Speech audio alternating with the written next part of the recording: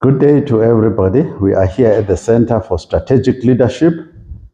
Today I'm with Advocate Madasa, a veteran politician, former member of Parliament, former Secretary of the Pan-African Parliament, with wide exposure to the politics internationally and especially on the African continent. We here at the Center for Strategic Leadership, our ultimate aim is to make sure that we equip all those who want to invest in Africa for the long term. We want to see Africa developing. We want to see Africa growing. We want to see the restoration of African culture, African civilization, African languages across the continent, where Africans can become principals of their own destiny, principals of their own countries, and leaders here in Africa. So, good day to you, Advocate Madasa. Can you please tell us who you are, where is the land where you come from, who are your people, just for us to know your background and your rootedness in Africa. My name is Zwelethu. I'm also called Mighty. My surname is Madasa.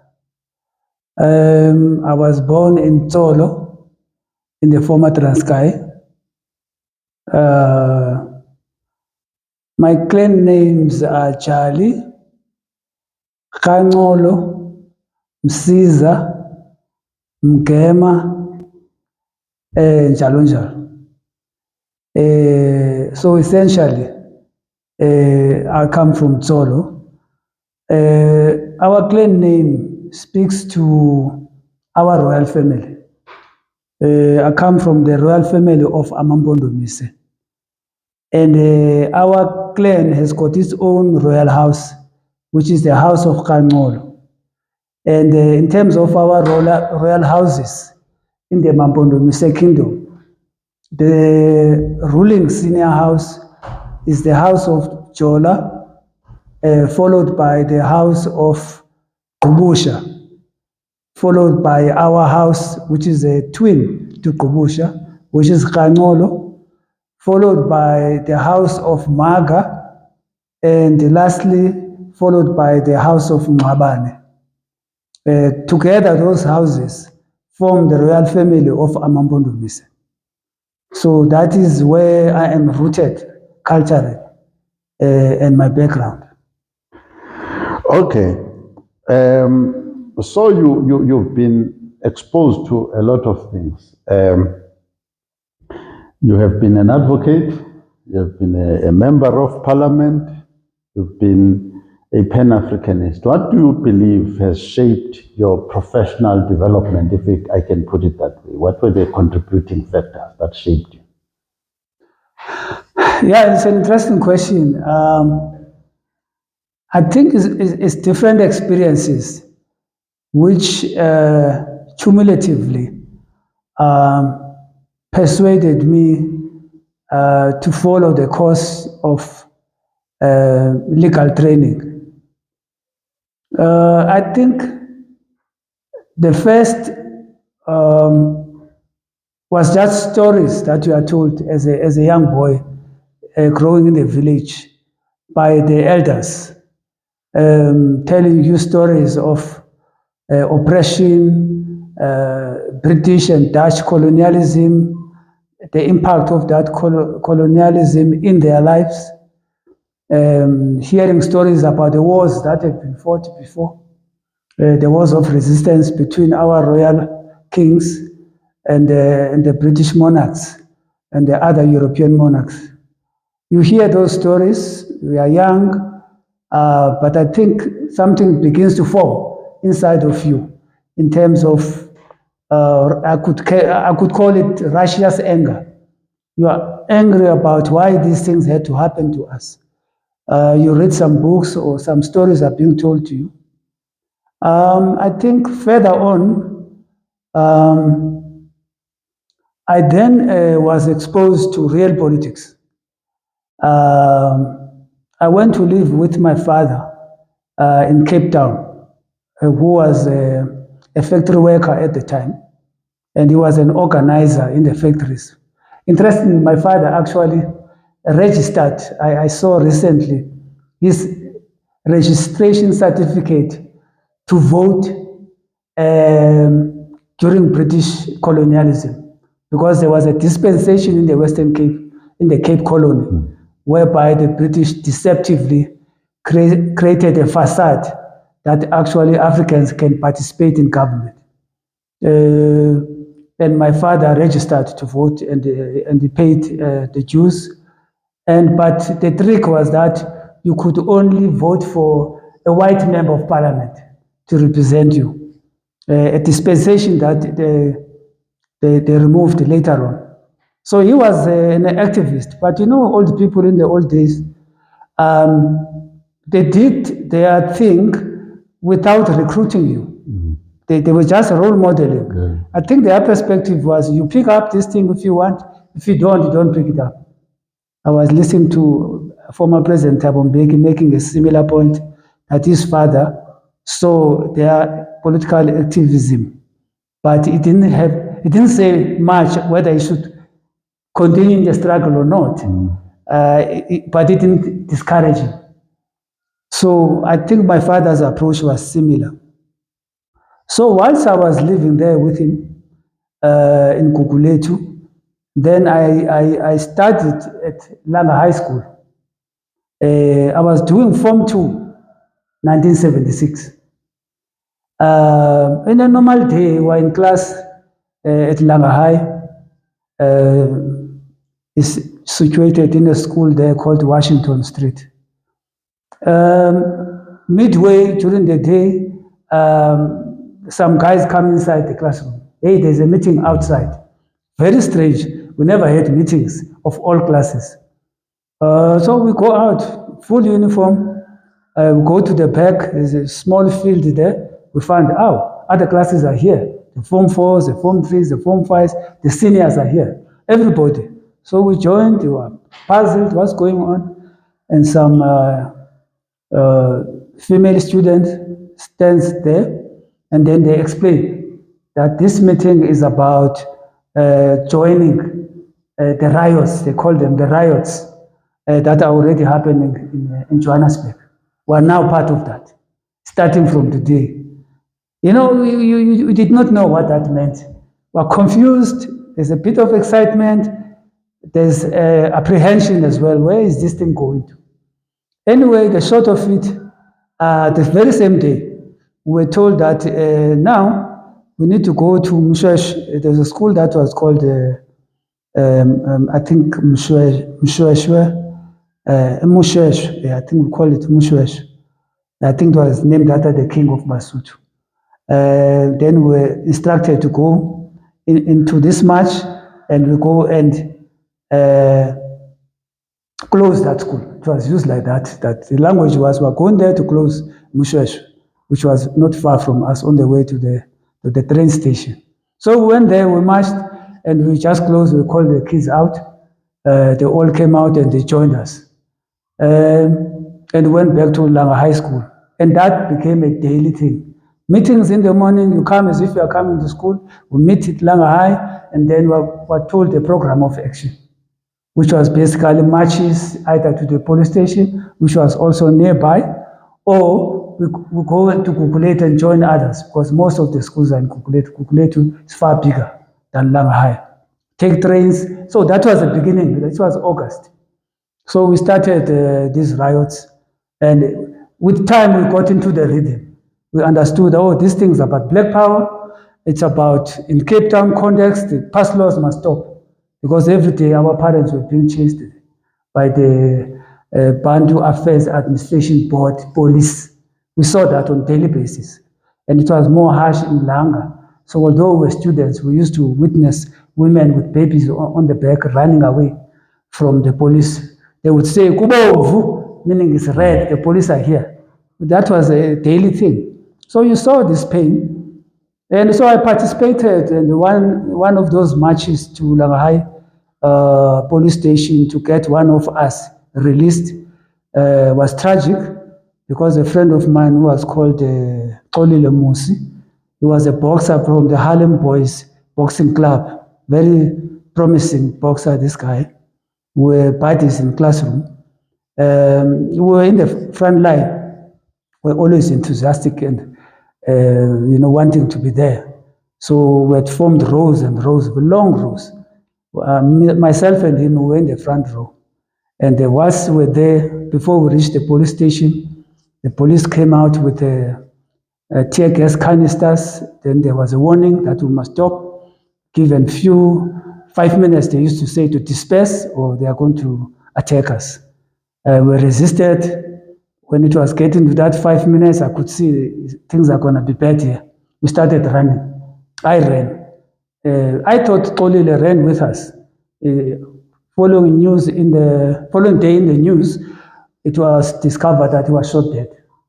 And it was puzzling to us because the cops looked like they had only tear gas canisters. But anyway, the short of it is that he was killed, and then we were not allowed to go to his funeral. He was buried by around about 10 people. It was a restricted funeral. And from there, it was riots all the way. I actually began to enjoy it. That's when we learned doing petrol bombs every day. Your job is to wake up, do a roadblock, get petrol from the cars. You have your own short hose pipe, you put it there. By force, if the old man doesn't want to stop, you put your pipe, you suck petrol, you put it in a bottle. That's your contribution of the day. And others are making the petrol bombs. And that was it. And then chase the cops. Cops are chasing you every day. And my father got worried. He wanted me to go to Transkei. The same year was the independence of Transkei. Now I became aware that no, that thing I cannot participate. It's a sellout position. So that was a conscientization on my part. And then end of the year, my father said, you are going to be arrested. You must go home. He forced me, basically. I didn't want to. So in December, I went to Transkei. Later on, I went to study at St. John's College. St. John's College, a movement started, underground movement, involved in the struggle. I wasn't involved initially, but we started seeing things. We are writing exam in your class, police come in plain clothes, they take some guys, and they never come back. The guys started disappearing. We hear they are being arrested. I think one big moment where I realized something is going on that is big, I don't understand what it is. In our dormitory, we woke up one day, a lot of our friends were gone to exile, basically, and they never came back. We started wondering now. That's when really we became aware, and the Transkei Corps also became involved in putting out the underground cells at St. John's. Then we started getting underground material, cassettes, videos. Now we became aware now something is going on. So now we had a choice. There was also recruitment. We had a choice to go with others or stay behind and get involved. And some of us, of course, we chose to stay behind and get involved. That's when I started at home now, listening to shortwave radio. Because now I'm curious, I'm trying to follow this thing of this struggle now. You go to shortwave, you hear AK-47. Before people talk, what is this? You are hearing, there's some struggle going on, and songs of the struggle in Mozambique, particularly in Zimbabwe. You hear about Ndabaningi Stole, you hear Muzerewa, you hear about these people, Mugabe, you hear, then slowly but surely, you became aware of the struggle and you got involved in that way. There are many other details, but in short, that was my journey of being conscientized about the struggle that actually we're under apartheid, we're under colonialism, and things are not okay. Because when you're in Transkei, you were kind of insulated. You felt like if you did not know, it looks like their life was normal and very prosperous and nothing else is going on. Now, you sent me some time back a letter that was issued by the South African government. I believe it was in 1968, this letter. This letter was the culmination of a long struggle that your grandfather, who was a very huge, successful farmer in the Zolo area, among the Mpondomse people, was being terminated in terms of land ownership. The land was being expropriated from him with this letter that you showed me. There are two things I want you to address there. One is that there are people, our people are very quick to talk about the poverty of black people. But 1968 is not too long ago. But your grandfather was an extraordinarily wealthy man. But he had to be impoverished. The Madasa family had to be physically and forcibly impoverished with that letter from the state. So I wanted to just address that, and also then what it teaches us today about what we should be prioritizing, what lessons and imperatives we learn from that behavior of the state at the time, and what we need to do going forward. Yeah, I know it's a very painful episode from my immediate family perspective. As you have said, my grandfather was a farmer. I could say in the level of a commercial farmer in the context of the day, because he had the whole mountain. If you know our area there towards Maclear, it's very mountainous. Those days he had the whole mountain. There were no other homesteads there. The whole field was his. That was his land that he decided to go and farm on, which was part of his kingdom and his people. So he took family members and climbed the mountain and set up his home there and started farming. It is reported, I remember I heard this from a certain old man, he passed on now, Mr. Fadana from St. Cuthbert's Mission. He used to tell us, he used to say, hey, you boys, you don't know where you're coming from. He used to say to us, your grandfather had more than 2,000 sheep. Your grandfather had about 10 horses. Your grandfather had more than 20 donkeys. Your grandfather, and he would go on and on about his wealth. He's the one who told us, Mr. Fadana, he said, his name was Kubone. He said, Kubone, the system here in Zolo, the administration of the white people, decided that he must dip his stock on a separate day. Because if he dipped his stock, his animals with the other villagers, they would never finish. So they decided to allocate him his own day. He said, Kubone had his own day of dipping his animals. That's how your father was rich. Wow. Anyway, my grandfather, as this process of land dispossession was intensifying since the Landmark Law of 1913, then they passed the 1936 Act, which was built on the 1913 Act. The 1936 Act was vital because that one was passed after they had done land surveying.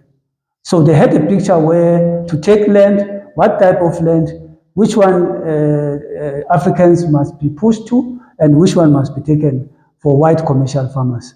That foundation of that was the 1936 Land Act. So thereafter, they made proclamations based on the 1936 Act. So my grandfather received a notice whilst he was alive. I'm not sure whether, probably I estimate maybe in the 50s, early 50s perhaps. He got a notice because at that moment, they decided now to reduce the land of Africans and to increase land that is available for white commercial farming. And so that's why they had that, what was called trust law. Trust law was now demarcation of African areas into small townships and allocate them one grazing area for all of them, meaning that the stock is being reduced. But to do that, they had to be removed. But you know, the English, the way they do things, very deceptive. They do it as if it's to advantage And the way the preamble of the whole law is like it's for your own good. So it was like they are managing the situation better for the African benefit. Yet they were taking the land. So my grandfather got this notice that he must actually move in terms of this Trust Act. He refused. I mean, he was a man of means. He had retained a lawyer. He had his own lawyer that was known in town in Solo. So he employed his lawyer. He got an interdict, and he told the police of the system that these were his words: "Over my dead body, I'm not moving from my land." So he managed to delay this taking of his land whilst he was alive.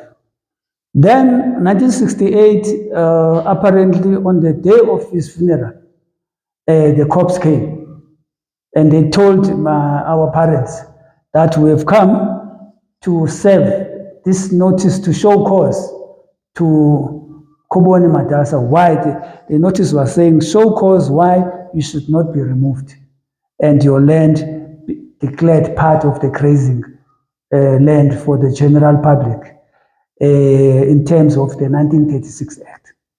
So that notice to show cause, they came to serve it. And they said, we're serving it on this day because Madasa said over his dead body. We heard that he's dead, so we're serving it over his dead body, according to his wishes. That's how vicious these people are. Very important, and we'll come to this viciousness because it informs how we deal with them. And then, but you see the notice I showed you, his name was deleted because now he's dead. And they substituted his name with my grandmother's name. Then they put Mangwa Nyamatas. That on its own was illegal, if you think about it, technically. Exactly, because they're supposed to issue a new notice. Anyway, they served my grandmother, and from that day, were removed from our land. And as you said in your question, that is the day poverty entered into our family. Because from that day, once the land was reduced, the animals had to be, everything has to be reduced. We saw as we were growing up, because we grew up in the midst of many relatives, we did not know even who they were. You get in your homestead, there's more than 50 people. They are all living here, they're working. They disappeared one by one because the source of wealth is diminishing. And eventually now you are left by yourselves. Even among yourselves as brothers, our fathers, for example, you see now tensions are growing because now money is getting smaller and smaller. But this is how poverty came into my family. And I know we are not unique to many other African families. Yeah, no. I asked that question intentionally because people think these things happened long ago. Yeah. I lived on my grandfather's land. He lost his land around 77. His youngest brother lost 10 years later. 10 years later. Then the Richard Swana's land, the youngest amongst my father's grandfathers, he lost it in 1982. So this is very recent. Exactly. This land dispossession has been very aggressive, but it's actually quite recent. So one part I would like to educate the public about, just in summary, there are landmark acts that were building up towards dispossession. You mentioned two now, 1913, 1936. But some people talk about Glen Grey Act, other acts. There were other acts. This was a building process of economically dispossessing the Africans. But then we're also going to go into the dispossession of sovereignty. No, I think I think to be more accurate, to understand land dispossession, obviously we can commence talking about it when the wars of resistance commenced, because these wars were about the land. Correct. And these people wanted to take our land. So you can start with the coup and the sun, to be more accurate. Because there's a notion that when we're talking about the Africans, we're talking about other Africans and they will leave out the coup and the sun. Those are Africans. They are part of us. It's not some unique, different group of Africans. So we can start with the wars that involve them, between them and the Dutch. I'm not going to detail. I'm just saying, I think that's a more accurate, scientifically period to start. Because then, from then on, the land was taken. Every time they win, they take land. And they move further. They win, they take land. They build a fort so that you don't come back. And they take more land. So it started there. So can you emphasize that? There are two things I want you to emphasize. I think the wars that were fought by Amalau, what people call the Khoi people and all that, and also the genocide of the San people generally, what some call Bushmen and all that, that was a minimum of 69 years by itself, excluding the 100 years wars that were fought by the Xhosas. I agree. That starts around the 1600s. Yes. The genocide and the killing of the Khu and the San, which we call Abattoir. Yes. So they were dealt with by the Dutch, those ones. Yes. And the Taral eventually divided as communities, and then others co-opted and enslaved to now deal with the recalcitrant one. Yeah. And then from there, once the corner there of the Cape was taken over, now they started moving towards the Xhosa, where the majority of the Xhosas were. Yes. And then we have these wars of resistance of the 18th century, as you say, 100 years. Yeah. But what is important is that where I want to start this actual dispossession in terms of formal dispossession, legal, inverted commas, is that at the close of the 19th century, when now these wars had subsided, these people have managed to conquer us. They then went to that Berlin Conference. That is the key moment, that Berlin Conference. Because at the Berlin Conference, this was now the agreement that as European monarchs, we're going to divide this African continent among ourselves in the following manner. And they agreed. And the main contentious issue there was the Congo Basin, which Leopold wanted to himself, not as a king, private capacity. He insisted at the meeting that he's taking the whole Congo Basin, which was giving him an unfair advantage to other monarchs in terms of navigation, because you could navigate through the Congo Basin from the Atlantic to the Indian Ocean. So they basically taking control of the continent, and they saw that, and that was a contentious area. But anyway, eventually they divided us formally. They took pieces, as you know, what we call states now, all these colonial entities, according to their need. And they had agreement there how to manage this process so that they conquer us peacefully and share us peacefully. And that was essentially the agreement. But then the British, this was 1884 to 1885. So the British processed, as they always do. They do things within the rule of law, but the law that they write for themselves, execute for themselves, for their benefit. But they will do something within the rule of law, so that you have the feeling that, no, this was procedural, yet it was prejudicial to the African. So I'm trying to say, we need to understand their colonial tactics are very systematic, and they have a smell of humanitarianism and justice, yet they are very gruesome and cruel. So that's how they do things. Anyway, they then took that agreement and processed it within the British Parliament of Westminster. This is now 1909. Almost like, you could say, how many years? 1885, 1909. Let's call it 20 years. Around about 20 years later. Then they took that resolution to Parliament. And the Parliament of Westminster passed unanimously.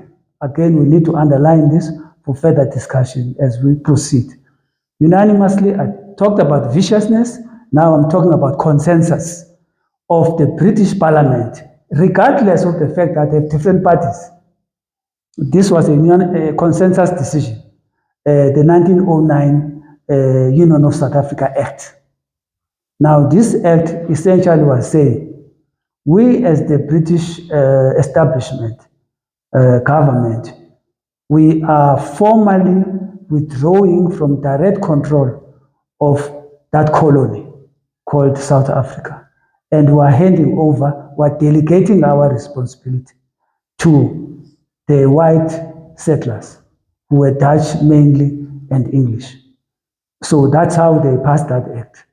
Now, that was formal dispossession of the land of African royal families and kingdom nations by the Kingdom of Britain, giving it over this land of South Africa to the white settlers in South Africa, which was followed by 1910 Act of the Union of South Africa, which was basically a white parliament taking over the rule of South Africa to the exclusion of blacks.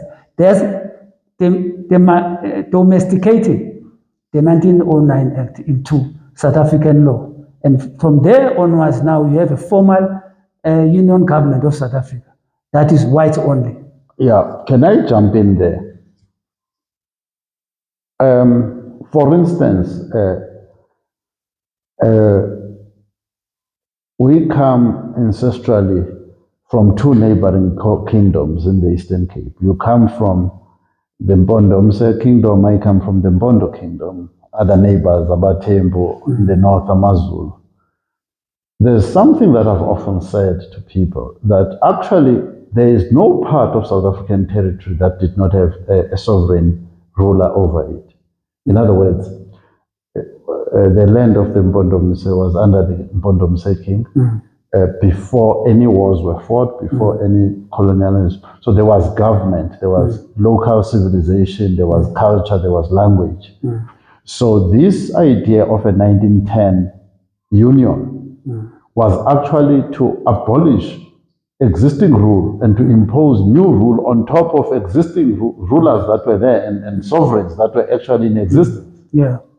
No, as I say, this was a formal legal method of now confiscating the land of Africans, but as you say, also ending the rule, the governance, and the government of the historical government of African nation kingdoms. They were now being ended.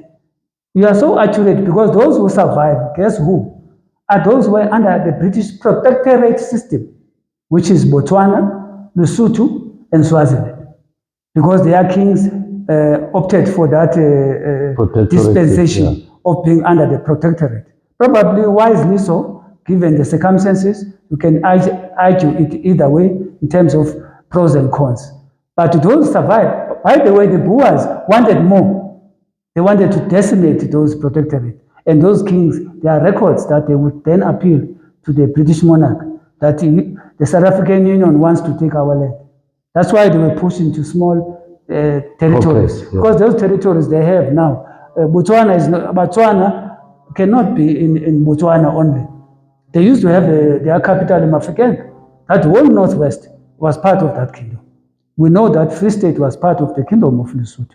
We know that Mpumalanga up to Gauteng, Emelo, all these places were part of the kingdom of Eswatini during that time. Then we had the kingdom of Mpondomse, ours, all the way from Orange River, along the mountains of Lesotho, Elundini, to Kokstad, and then to you, to the border with you, with the Mpondo land, to Amtata River, this side, bordering Abatembu and Namakwati. Then you have the Pondos.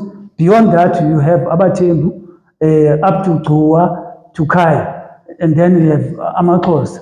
Amakos used to go all the way, as you know, to beyond Platteberg Bay. All that flat area. Across to Grafreine, all the way, side, all the way towards Cape Town. Yes. That was the land of Amakos. Yes. So these were neighboring kingdoms that were there. We had the Zulus on the north. So let me then ask you to so I'm agreeing that 1910 Union Act destroyed these kingdoms. So basically you could say that there were wall-to-wall kingdoms in South Africa. There was no land that was no man's land with no people that anybody could come and just take. Number one, that's what I want to comment on. Number two, Yes. some of us are so proud of the word fort. For instance, people say, hey, I went to Fort Hare. Others say, I went to Fort Cox. Others say, I went to Fort Beaufort. Yes. What's your view of these forts and their locations, and what do they represent? In many other provinces, you may not even find these forts, but when they do manifest, I think there's something they represent. No. The fort are vestiges, gruesome vestiges of, and a picture of what happened to the African warriors, because that's where they were murdered. Yeah. As these people were confiscating land and we were fighting them, the resistance was fierce, as you said. Xhosas fought this more than 100 years, from 1779 to late 1800. And I mean, Mpondomse was still fighting in 1886. We're still fighting with these people in our own way. So after that period of almost 100 years, one of the reasons they managed to prevail, you think about, for example, General Graham, who was a Scotsman. These guys, we beat them so much and so many successive occasions that they had to change generals. The turnover of generals was very fast. They wouldn't last because they did not understand our tactics, and we were changing tactics all the time. And they would bring generals who have fought wars, for example, in Europe, Waterloo. among themselves. They fought in India, some of them in Indonesia, in Asia, in those resistances that side. They would bring them to fight with us. So the tactics they used, having received reports of constant beating, was that these forces they're using guerrilla tactics, they're using ambushes, sometimes at night, and so on and so on. So they came now with a strategy of, if you fight and win that particular skirmish or battle, and the Xhosas are defeated or they are pushed back and they need to recover, you use that moment to build a fort. This was the strategy, very ancient strategy, by the way. You build a fort, a mini city there, you protect yourself, you build a tall wall, and you put ammunition in strategic areas so that when you fight either from the fort and you put your reinforcements there, or you can go out and fight and come back there. But you avoid having to go backwards and get reinforcements because you are now running in one spot. So you take land, you move forward to build a fort. You fight, you take more land, you build a fort. So if I were to ask you a question in your traveling of South Africa and your knowledge of South African history, where do you think the most forts are situated in South Africa? Most of these forts are in what we call Eastern Cape today. By the way, really, we need to do a better job. We can't continue to call our country a colony of the Cape. That means the British colony. We still call it that because we can't agree on names. But most of them are there because that's where they were beaten for. We're talking about 100 years here. Yeah. So all the forts are there. We need to get rid. Those forts represent an assault on our sovereignty, physical assault on African warriors. We have no reason to be proud or to keep them. We should keep the building themselves and name them properly.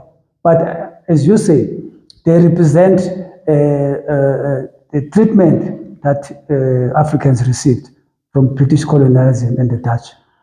So let me then up the pace. Now we are here in 2025.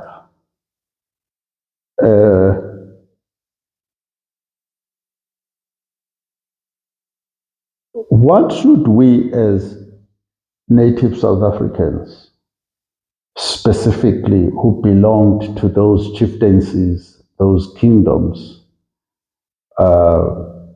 What should have happened in order for us to enjoy restoration in the new South Africa? For instance, I've had so many court cases, and I've felt myself wishing that, I wish this case was held under Mpondo law, but I've not had the privilege of arguing any case of any significance. I've got pending cases, commercial cases, and other cases. I can't even say these things must be discussed under Mpondo law. What is our situation with our systems of governance that should be there perhaps? Should there be a fourth sphere of government that is distinct and clear so that we can live under our own culture, our own laws, our own language, etc., etc.? What should we have gotten out of this democracy, this so-called New South Africa?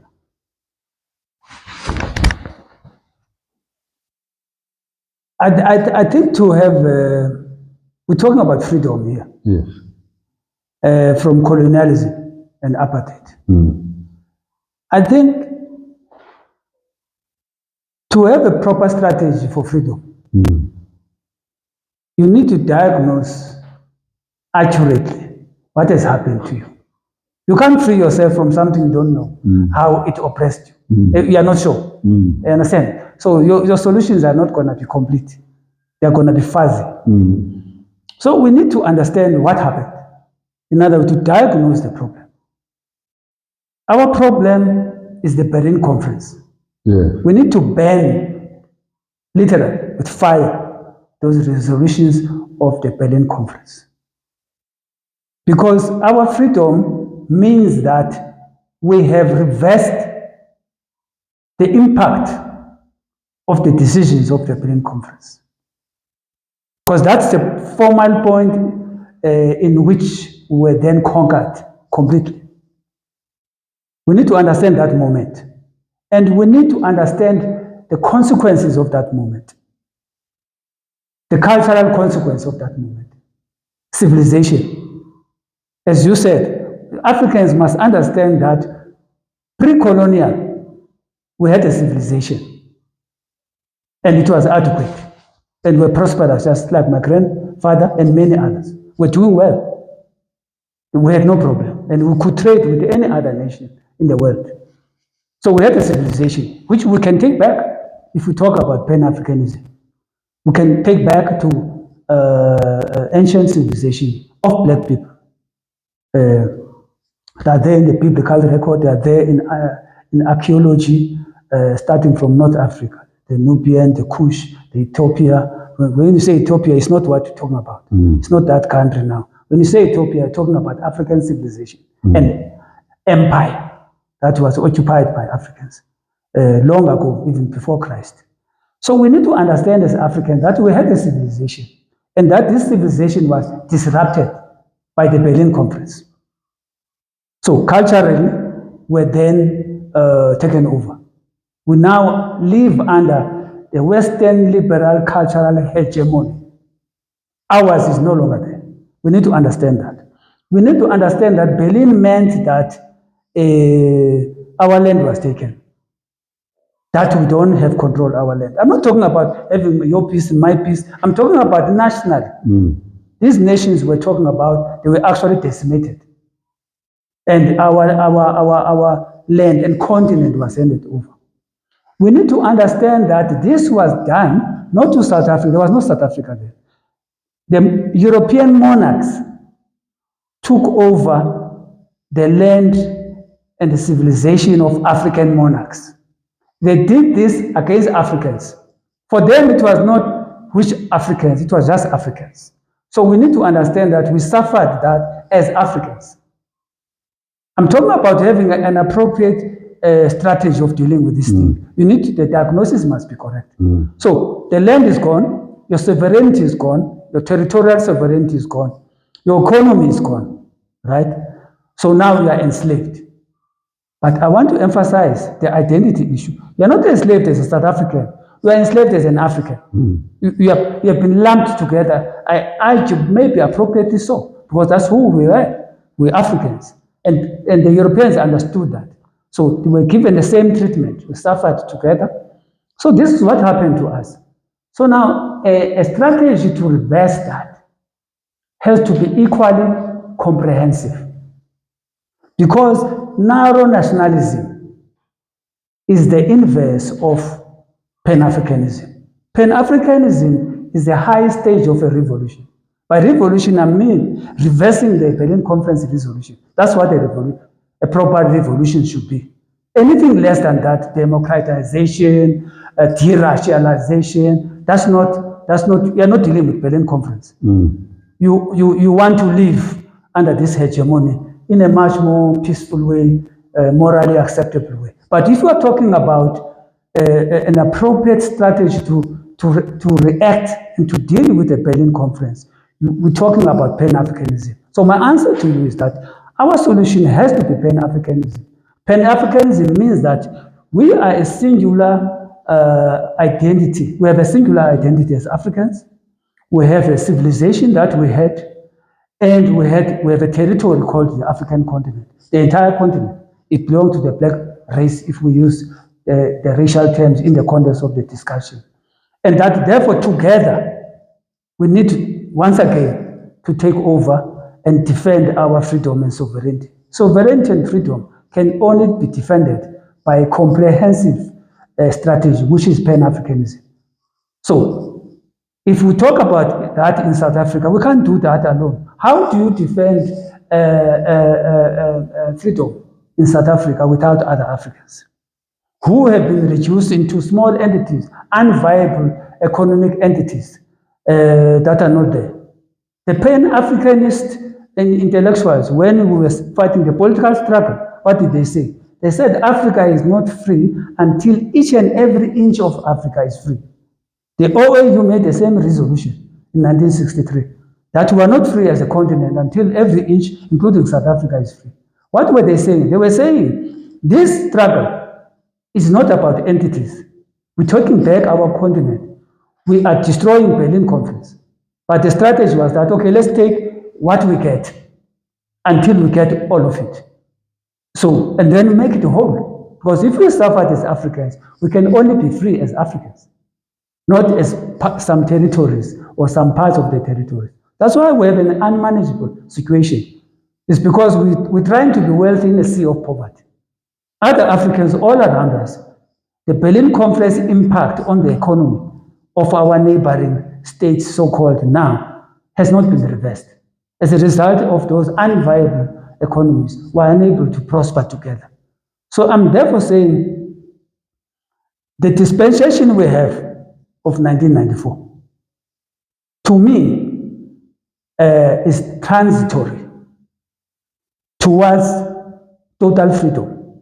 We need to understand it like that. Mandela said, it's in your hands. Let's not blame people who have fought before. Correct. The educated black liberal ruling class cannot blame the kings, because the struggle is indivisible. It's continuous. It's got phases. The kings, they fought their part, overwhelmed by increasingly supreme tools and military. They finish, they take us to school to now go and fight on the basis of education. We get education, we continue with the struggle. We take it now to political freedom, right? In other words, being able to make political decisions with power. We get it now. It's not over. We now to say, now, is every inch of the continent economically free? Can every inch on its own defend its sovereignty successfully without others? We need to say, are we living under our civilization? This is not our civilization. It may sound to some feel very sweet or tolerable, but it's not our civilization. And you won't understand that if you don't understand the things we have discussed. Where do we come from? If you don't understand your history, that you were once a ruler, you were once powerful, that your family once you have resources, you're going to settle for a shack. Okay, so my question to you is this. Obviously, as you know, I talk to a number of chiefs, and they've had their own Indaba and conferences. and there's a white paper on the chiefs coming up. There are queries about the so-called wall-to-wall municipalities. And one of the major things that has now come up is that the chiefs have actually said they are not going to deal with one political party.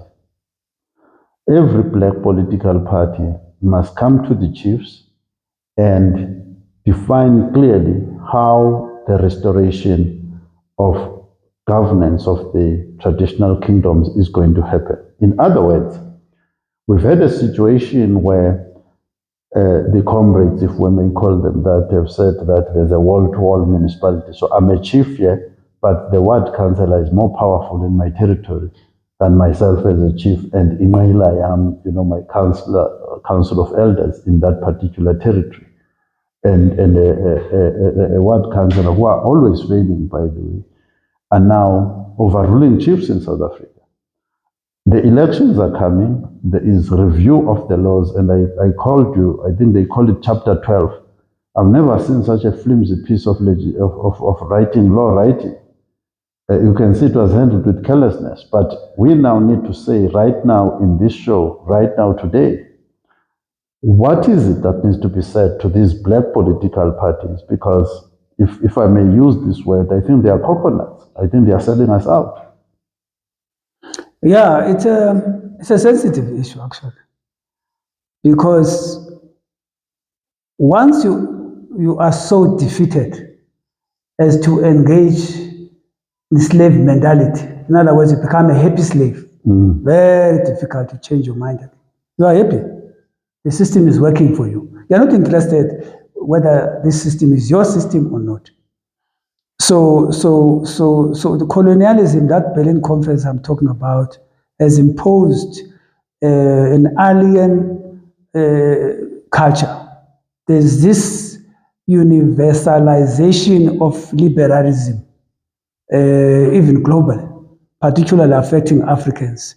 Liberalism is being presented as a system of civilization that has a moral high ground, and everything else is distasteful. Either you are part of this system, there is no other way to be successful and prosperous. But we see now that with the rise of multipolarism, China is proving that's not true. Russia is proving that's not true.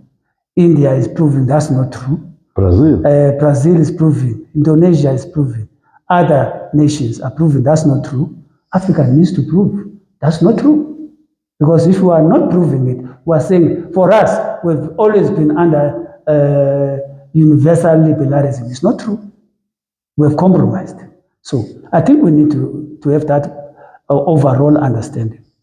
Now, coming more to the minute details in the South African system. Under British colonialism, they took the land. Under apartheid, Dutch rule, they pushed us to homelands. In other words, the Dutch approach was, well, Africans, it was separate development. Africans can live their lifestyle, their civilization, but in that corner, small corner, we take the rest, but we want to live our own lifestyle.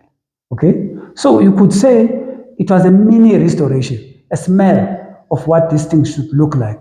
That is the homeland system, as distorted it as it was, even in terms of legitimacy of the chiefs and the kings. Fine. But in terms of civilization we're talking about, there was a smell of it and a little bit of prosperity.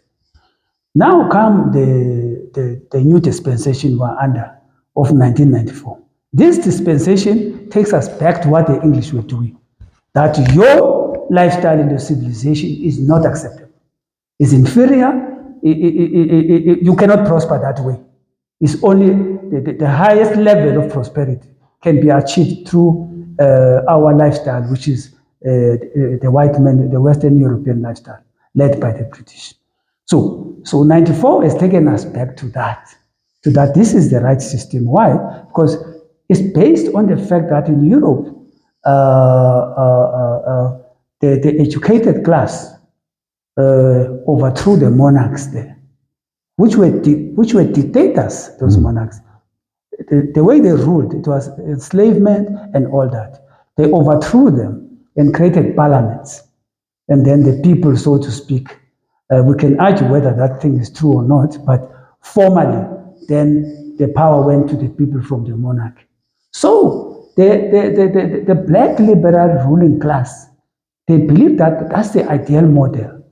That they don't want to go back to a civilization that is under royals, even the African royals, because they see them the way it has happened in Europe. My argument is that in Africa, our civilization was not dictatorial, was not oppressing the African masses.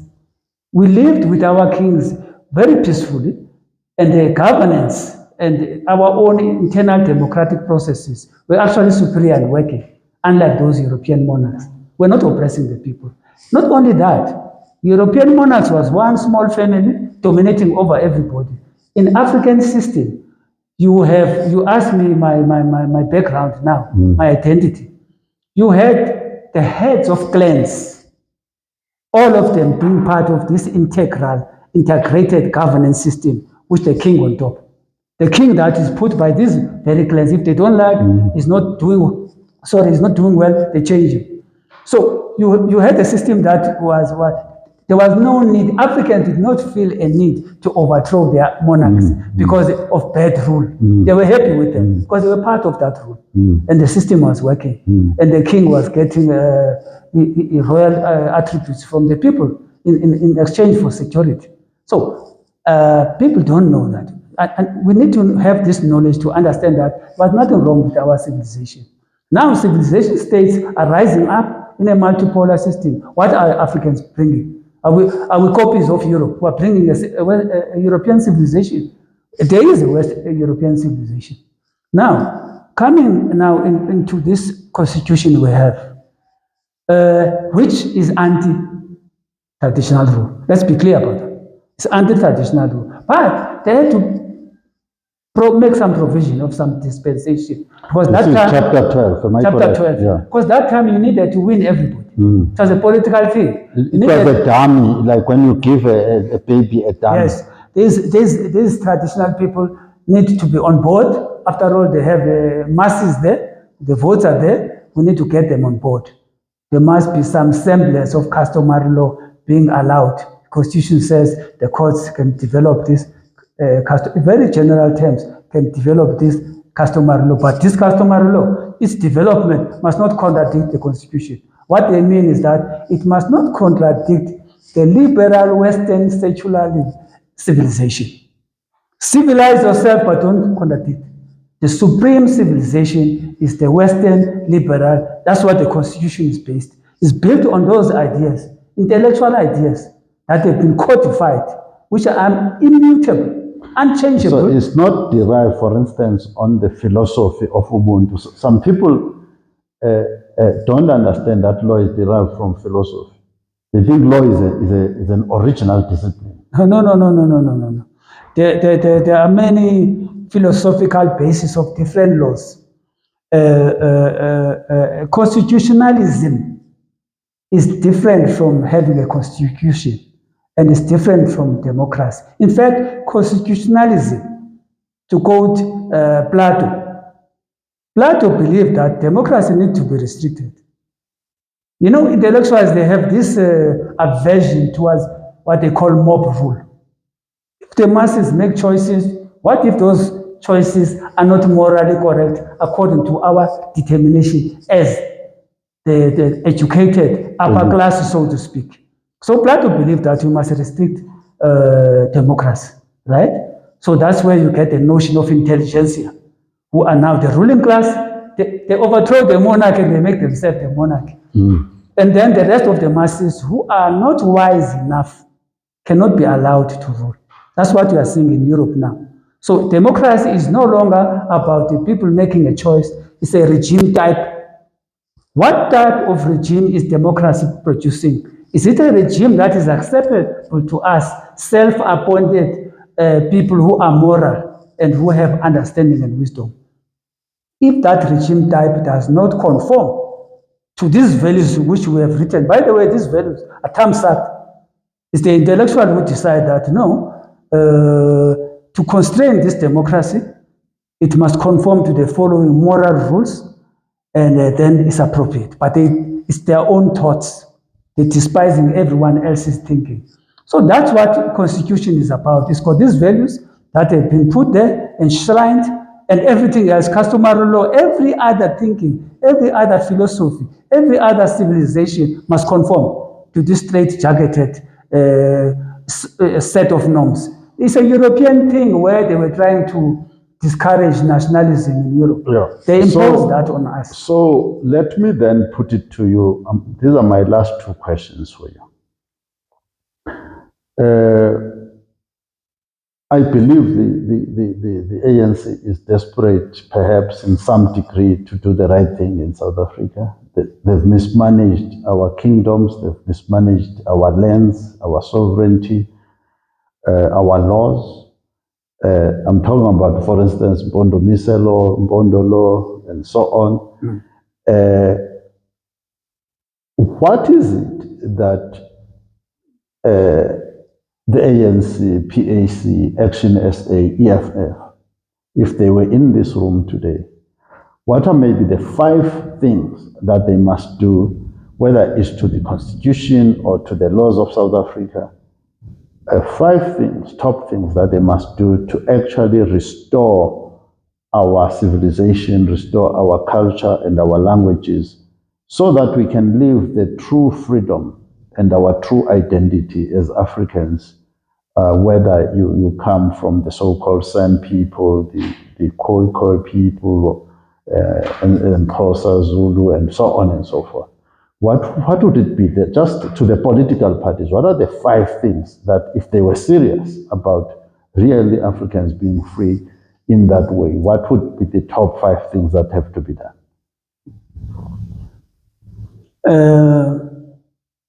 One, need knowledge,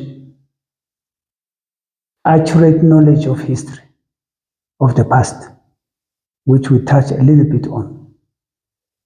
That nothing wrong with African civilization. That European civilization is not the only civilization. And that can make people successful. And that we have actually lived that according to that civilization of ours, and we're very successful. Number 2, we need these parties to understand that we have one enemy, common enemy, and that is the empire, the Western Empire. I believe still led by the British. Such as Make America Great Again. Yes. Yeah. I still believe it's still led by the British intellectually, riding on the bullism of those Americans. But the brain, I believe, is still in London. So we need to understand we have one enemy. When you have one enemy, then we need to be one in dealing with that enemy. There's nothing wrong with the multiplicity of parties, by the way, yes, in the modern era. But let not difference of parties confuse us about what we are faced with. That we have one enemy. I'll give an example. After Thabo Mbeki was removed from power, we received in Parliament, in my Committee of Foreign Affairs, a delegation of 5 British parliamentarians. 3 from the Labour Party, these were veterans, backbenchers. 2 from the Conservatives. Guess why they came here? They said we came not as Labour Conservative, but as British people, representing our people. In other words, they were saying we're driven to come here based on national interest. British nationalism. Yes, and your country is threatening those interests. We have investments here. We've come to defend that together as 2 different parties. All right? They wanted the two largest parties. Yes, and historical. Yes. They wanted an assurance that they are safe, their money is safe here when Thabo Mbeki is removed.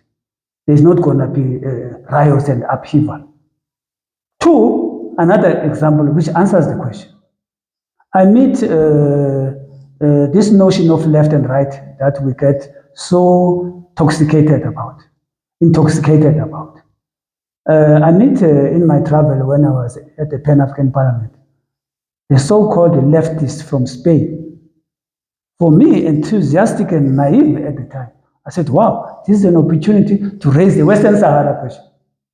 So I said to them, they are left, called left, hey, there's this thing of the Western Sahara, because, you know, in the ANC you are told internationalism.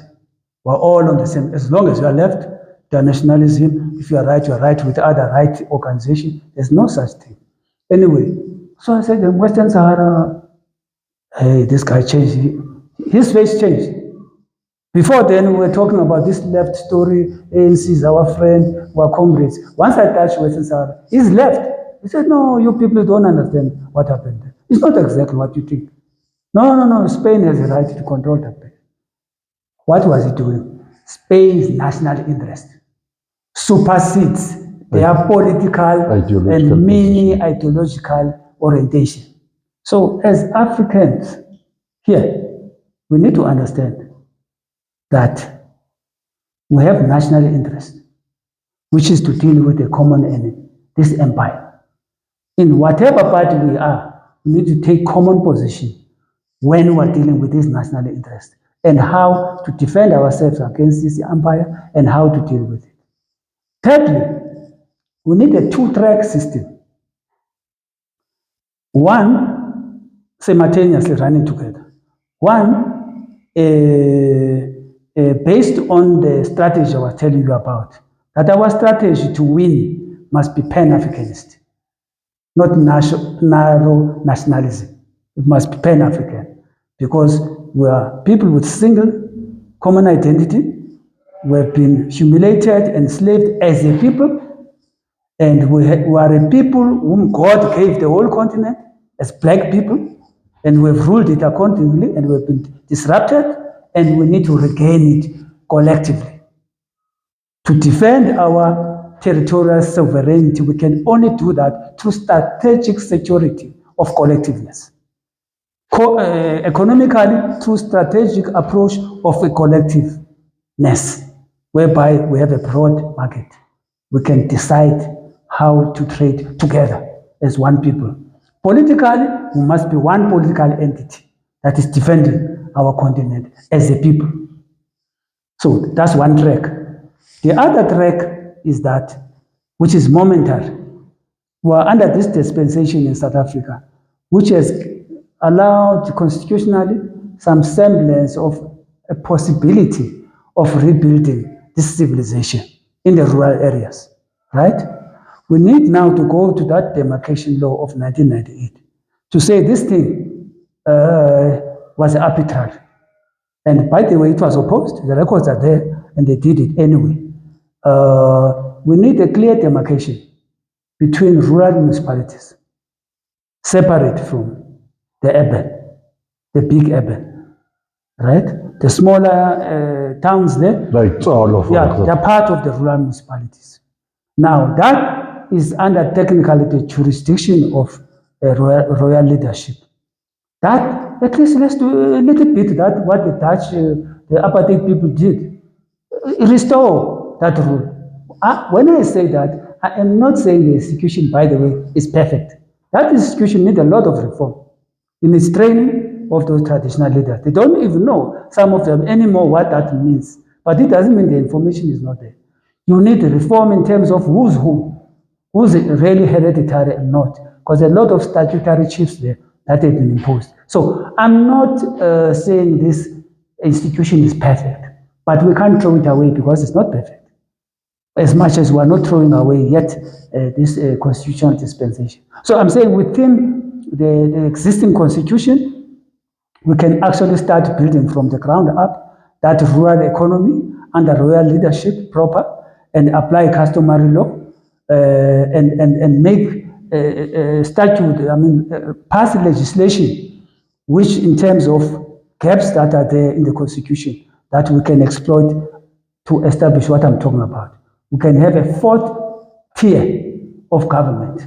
You have national, you have provincial, you have urban municipalities. We can have a fourth tier under rural municipalities, having changed the demarcation, demarcated properly, to allow the chiefs to Start the process of training and seeing how this thing can work whilst we're waging the bigger battle of actually taking our land back, our economy back, and our continent back.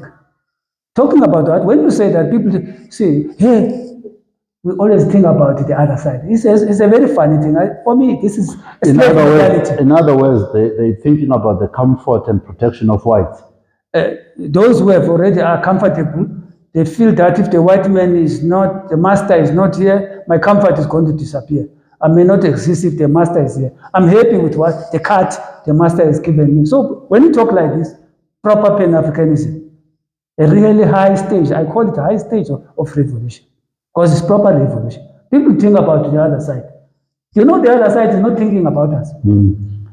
This empire we're talking about, which has deceived our kings, by the way, many times. Some of our kings thought they could work with these people based on the tripartite attack of Christianity, private company, and this monarch's government. That tripartite attack, sometimes people felt, no, if I can lean on the church, things will be better. Or the private. No. These people use different strategies. Their aim is to keep the African under the foot all the time, permanently. But they will adjust their tools and methods and forms of doing things according to what is acceptable in that era. But the agenda has never changed. So if we think because we are comfortable under this regime, there's a little bit of goodies that are going on, these people are buying time. They'll assault us completely and finish it. So I'm saying, by empowering those royals, you start a semblance of what we're talking about. And then, so the last point on your 5 points, I don't know whether it's the 5th point. It doesn't matter. The point is that the traditional leaders, they must play ball. Because what they need to understand is that there is a chance of empowerment under the current weak as it is constitution. But they need to understand that in terms of traditional leadership, there is no political parties. It's a traditional rule, right? So if people under you belong to different organizations, let them do that. But that matter, they must not bring it on in the palace. In the palace here, we're dealing with development of everybody. So now, the palace, what it must do, if some people are enthusiastic to become political leaders, it must actually vet them. That you people, if you are going to go there to those Balungu, Mazungu parliament, you're defending us, we're sending you there. This is the mandate we're giving you. We're sending you there to defend this civilization in various ways. They tell them how. Whichever party they belong to, they must go and defend the following.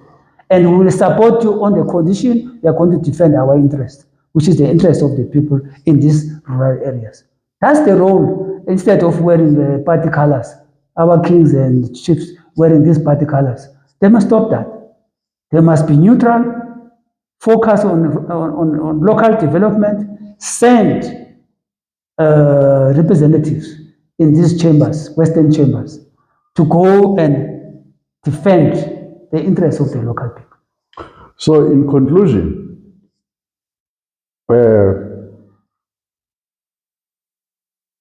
what from the context of our discussion about the restoration of African civilization, African kingship, African chieftaincies, and the sovereignty of our people, what then must a party that is serious about this topic, which is a topic of Renaissance, really, African Renaissance, what then goes, which points must be in the political manifesto? You are now addressing yourself to the ANC, to the EFF,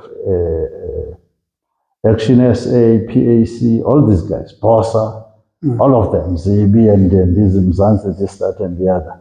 What is it that they must write there in those manifestos? We're going to local government now. Yes. What must they put there and be committed to do?